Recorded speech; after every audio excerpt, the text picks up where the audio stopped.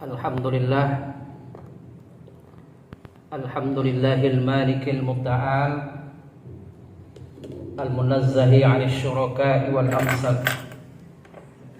Ahmaduhu subhanahu wa ta'ala ala kulli hal. Asyhadu an la ilaha illallah wahdahu la syarika lah.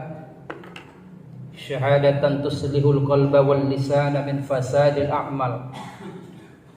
Wa asyhadu anna sayyidana Muhammadan abduhu wa rasuluhu al-mufaddal bil kamal. Allahumma salli ala Muhammad wa ala ali Muhammad.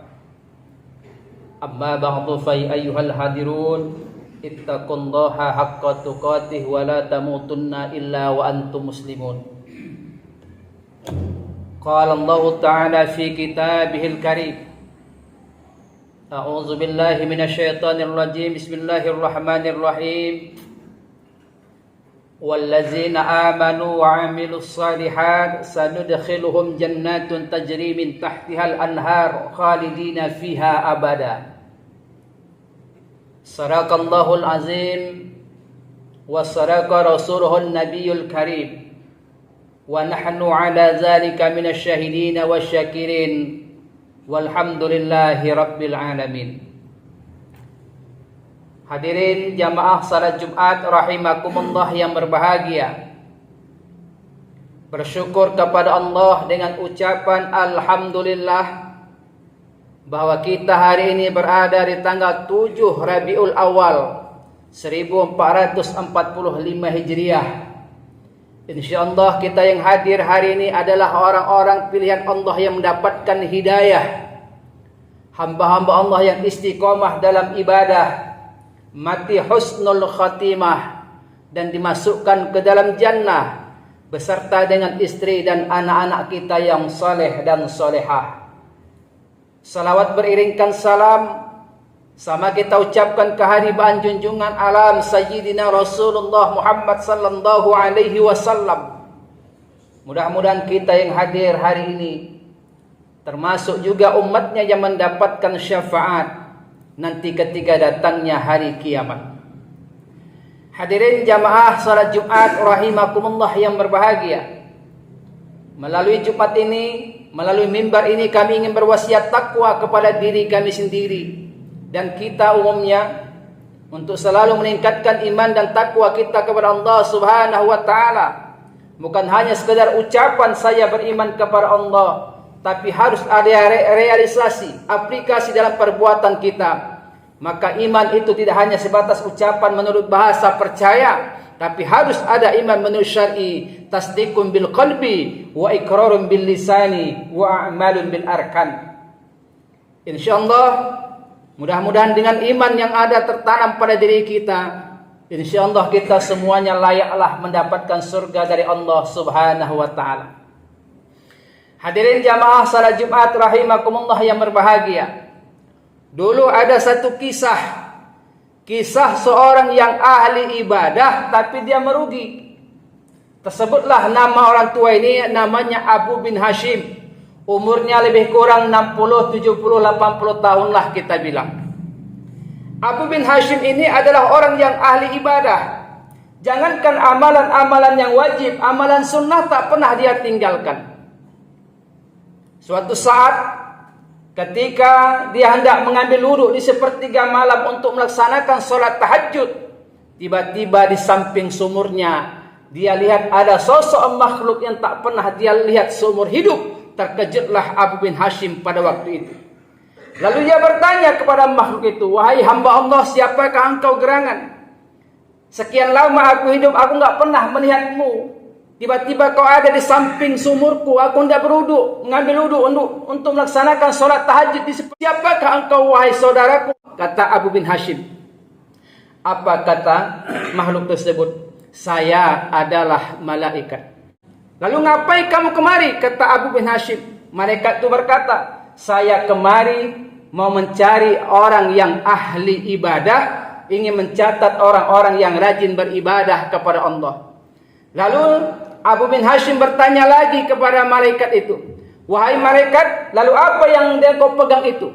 Apa kata malaikat? "Yang kupegang ini adalah sebuah buku di dalam buku ini adalah tertulis nama-nama orang yang sudah mendapatkan jaminan surga dari Allah Subhanahu wa taala. Lalu dia berkata kepada malaikat, "Wahai malaikat, aku yakin kalau namaku pasti ada di dalam buku itu.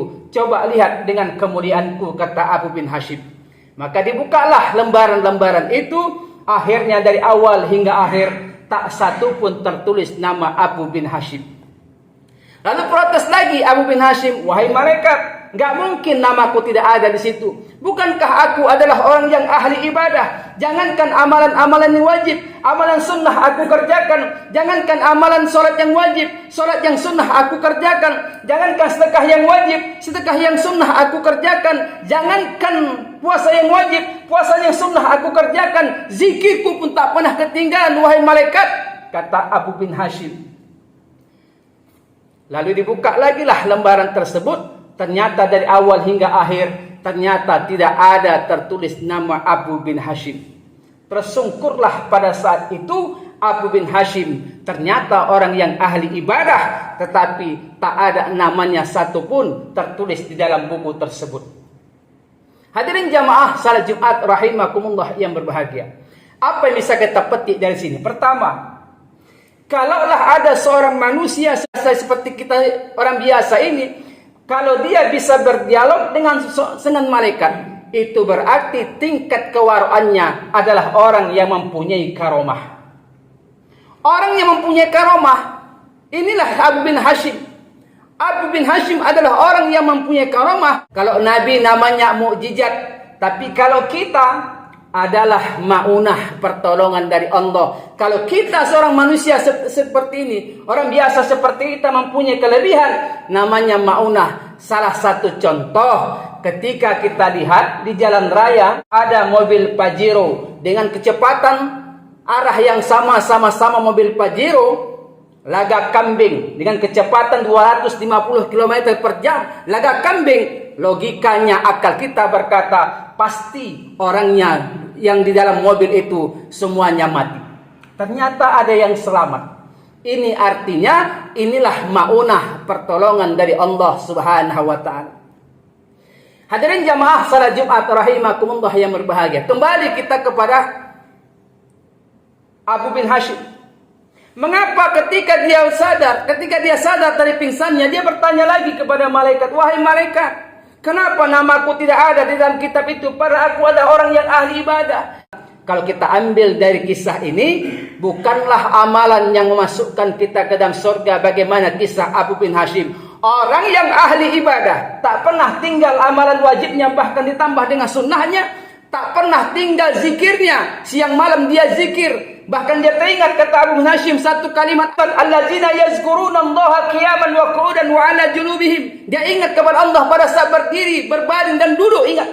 Berduduk dan berbaring ingat kepada Allah, tetapi tak mendapatkan jaminan surga dari Allah Subhanahu wa taala. Ternyata betul kata hadis riwayat Muslim, Rasulullah mengatakan, "La yudkhilu ahadan minkum amaluhul jannah." Tidaklah seseorang itu dimasukkan ke dalam surga karena amalnya. Wala yujiruhu minan nar, dan tidak juga diselamatkan dari api neraka karena amal ibadahnya. Wala ana, dan tidak juga dengan saya kata Rasulullah, illa, kecuali birahmati minallah, kecuali dengan rahmatnya Allah. Ayo kita buka sedikit hadis ini hadirin yang berbahagia. Kalaulah kita beramal ibadah karena sholat yang kita kerjakan, tanya pribadi kita yang duduk hari ini. Tanya pada pribadi kita yang duduk i'tikaf di masjid pada hari ini. Layakkah kita sudah dimasukkan Allah ke dalam surga? Rasanya ketika sholat pun kita banyak yang lalai. Ketika sholat pun kita terkadang ketika kita ucapkan takbir masih teringat hati ini kepada pekerjaan ladang kita, sawah kita, rumah kita, pekerjaan kita. Maka pantas kalau Allah katakan rakawil bagimu. Kalau kita tanya, sedekah yang kita berikan hari ini layakkah kita masuk ke dalam surga? Tanya pribadi kita hadirin jamaah yang berbahagia, mana yang lebih banyak kita infakkan harta kita ke Baitul Mal atau ke Baitul Mal? Lebih banyak harta kita infakkan ke Baitul Mal daripada ke Baitul Mal. Kadang-kadang ke Baitul Mal tempat melayat kita masukkan gambar Patimura megang parang 1.000 rupiah. Tapi ketika kita masuk Baitul Mal 100.000 rupiah itu rasanya terlalu sedikit. Layakkah kita hari ini masuk ke dalam surga? Kalaulah karena zikir kita hari ini masuk ke dalam surga, tanya zikir kita lebih banyak, zikir kita mengucapkan subhanallah walhamdulillah wala ilaha illallah wallahu akbar, atau menggibah orang. Maka jawabannya ada pada diri kita sendiri. Makanya betul kata Rasulullah, la yudkhilu ahada minkum amaluhul jannah. Tidaklah seseorang itu dimasukkan ke dalam surga karena amal ibadahnya. Wala yujiruhu minan nar. Dan tidak juga diselamatkan dari api neraka karena amal ibadahnya. Jangan kita pandang orang yang tak sholat itu masuk neraka. Jangan kita pandang penzina itu masuk neraka. Jangan kita pandang orang pembunuh itu masuk neraka. Satu riwayat tinta emas sejarah membuktikan bagaimana seorang pelacur yang hanya menolong seekor anjing yang kehausan tengah padang pasir. Dia buka sandalnya. Dia ambil air dengan sandal itu. Dia minumkan ke anjing itu. Anjing itu hidup sementara perempuan pelacur itu mati. Sejarah tinta emas mengatakan perempuan itu ahli surga. Bagaimana dengan seorang pembunuh? Ketika dia tidak bertobat kepada Allah Subhanahu wa taala, membunuh 99 orang, di tengah jalan dia menjumpai seorang rahib dari golongan orang Bani Israel. Dia tanya kepada rahib itu, "Wahai rahib, aku ingin bertobat, tapi aku sudah membunuh 99 orang. Apakah aku bisa masuk di amal ibadahku diterima?" Apa kata rahib dari golongan Bani Israel tersebut? Kau tak layak diterima amal ibadahmu. Kau tak layak masuk ke dalam surga. Akhirnya dia bunuh rahib itu. Genap 100 orang dia bunuh. Ketika tengah jalan jumpa lagi dengan seorang ulama. Wahai ulama, tuan syekh, tuan guru, dari penampilanmu aku yakin kau adalah seorang ulama. Aku ingin bertanya kepadamu, aku sudah membunuh 100 orang. Apakah taubatku diterima? Apakah amalan ibadahku diterima oleh Allah Subhanahu wa taala? Apa kata ulama tersebut? Ketika dia berjalan jumpa ulama itu, maka ulama tadi berkata, kau pergi ke ujung sana. Di ujung sana ada orang golongan di kampung itu, golongan orang-orang yang ahli ibadah. Kesanalah kau berangkat, yakin bahwa taubatmu akan diterima, amal ibadahmu akan diterima. Ketika dia menuju ke tempat dia tuju, tempat orang yang ahli ibadah, ternyata laki-laki tersebut di tengah jalan meninggal. Maka disitulah perang antara malaikat Ridwan dengan malaikat Malik. Ini orang tersebut masuk surga atau masuk neraka. Lalu Allah utus seorang malaikat menjelma menjadi seorang manusia. Pada saat itu ketika berkelahi berdebat malaikat Ridwan dengan malaikat Malik, penjaga pintu surga dengan penjaga pintu neraka. Akhirnya apa? Dihitunglah mana yang paling dekat, langkah kakinya melangkah. Apakah dapat tinggal ahli maksiat atau tempat dia menuju kepada ahli ibadah. Ternyata ketika dihitung langkahnya lebih dekat ke tempat ahli ibadah, maka di situ diputuskan anak muda tersebut yang membunuh 100 orang, dia adalah ahli surga. Hadirin jamaah salat Jumat rahimakumullah yang berbahagia. Wala ana kata Rasulullah, dan tidak juga dengan saya, illa birahmati minallah, kecuali dengan rahmatnya Allah. Jadi kalau kita ini masuk surga bukan karena amal ibadah, bukan berarti kita nggak harus tidak beribadah, karena memang tugas kita. Wa ma khalaqtul jinna wal insa illa liya'budun. Tidaklah aku ciptakan jin dan manusia kecuali beribadah kepadamu. Tetapi apa yang masukkan kita ke dalam surga?